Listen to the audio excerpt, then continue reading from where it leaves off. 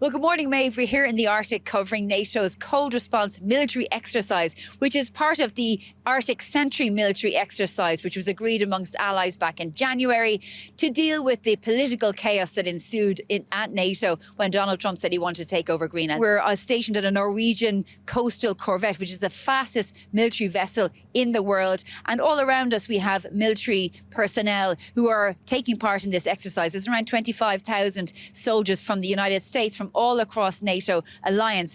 But what we heard in the last few days is at least one squadron of US Marine F-35s have been redirected from this exercise to the Middle East to deal with the conflict that is ongoing there. Now, NATO is not a party to that conflict, but in the last week, Turkey has had to intercept 2 ballistic missiles coming from Iran. So there are concerns in NATO that NATO could get dragged into the situation.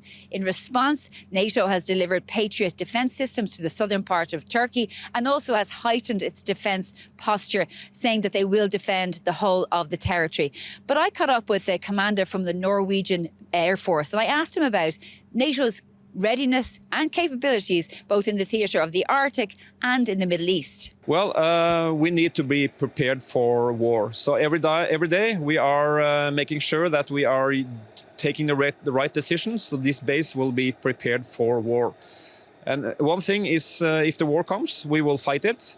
The other thing is, if we are prepared enough, we want Putin to wake up in the morning and say that maybe NATO is too prepared for a war today, so we need to postpone that. We've seen in the past week ballistic missiles entering into Turkish airspace. I mean, how do you think that situation can escalate in relation to NATO?